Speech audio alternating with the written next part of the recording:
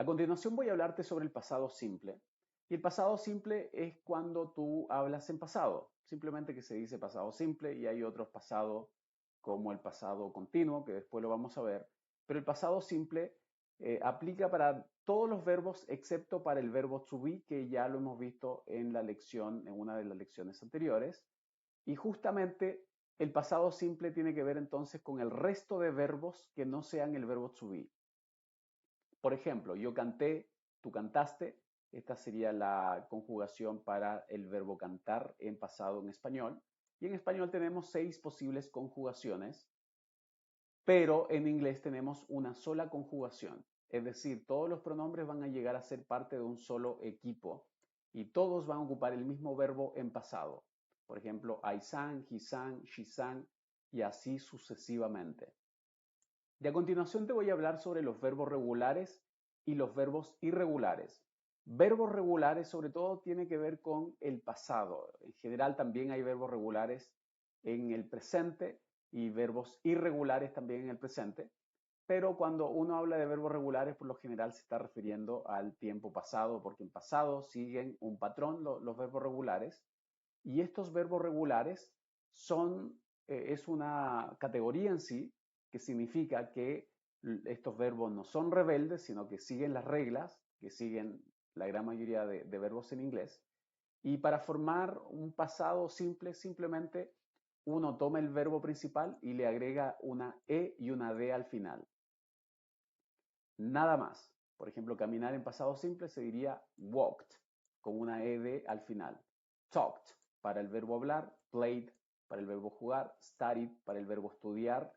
Y la gran mayoría de verbos, como dije en español, son regulares, siguen esa regla en particular. No confundas también estos tipos de verbos con los participios que hemos mencionado anteriormente, que también, si es que en pasado simple el verbo es regular, normalmente va a ser regular también en el pasado participio, pero obviamente la traducción va a ser diferente. Aquí arriba, por ejemplo, walk o walked se traduce como caminé, caminaste en pasado simple, pero en participio se traduciría como caminado. Talked arriba se traduce como habló o hablaste, mientras que abajo se va a traducir como hablado. Pero esto de acá, el pasado participio ya lo hemos visto. En este momento estamos hablando sobre los verbos en pasado simple, que son estos de acá.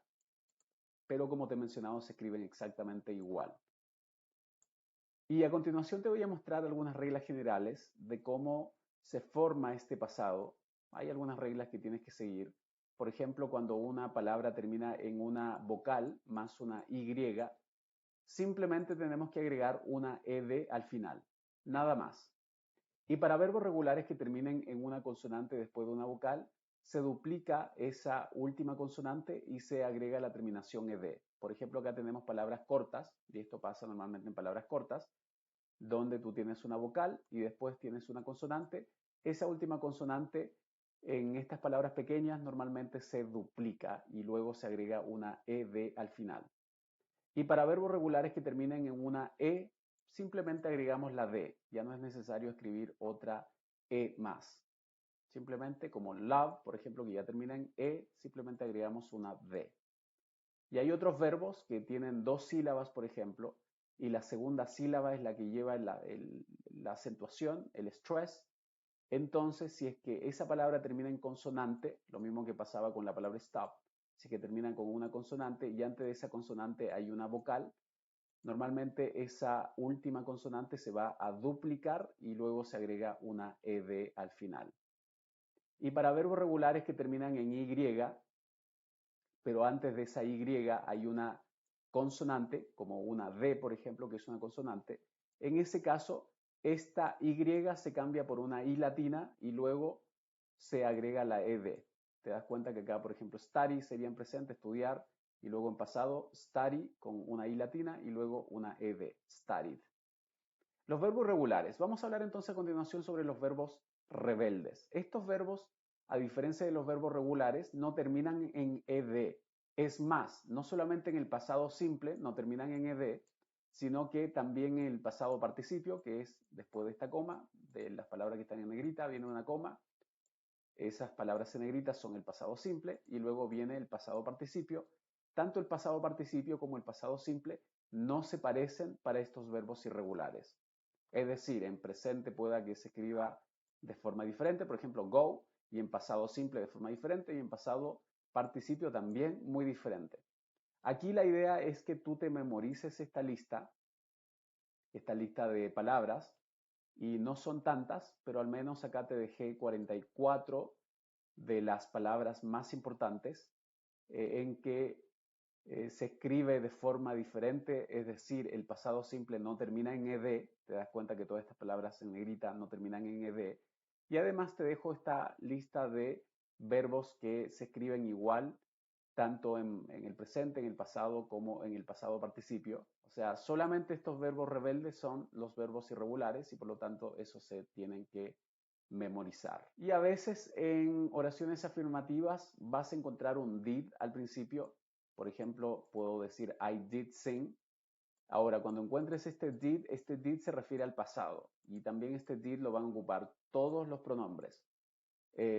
Obviamente esto no es algo normal, esto pasa solamente cuando, por ejemplo, tú dijiste que cantaste bien y resulta que alguien te dice, no, tú cantaste mal, entonces tú puedes responder diciéndole I did sing well, que significa yo sí canté bien. Y cuando ya tengas el did, usando el did, no puedes poner el verbo en pasado, porque el did ya indica que es pasado. Tienes que volver este verbo a su forma normal, es decir, como sing. I did sing well. Pero esta estructura de todas formas no es común. Esto solamente se usa cuando alguien te cuestione o cuando alguien quiera enfatizar el verbo.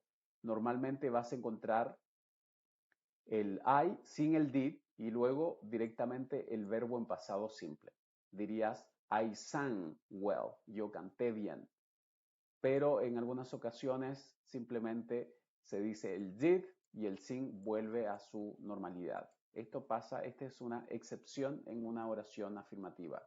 Y en oraciones negativas, aquí es donde mayormente, junto con las oraciones interrogativas, en donde se usa el did. Y este did simplemente indica que estamos hablando del tiempo pasado simple.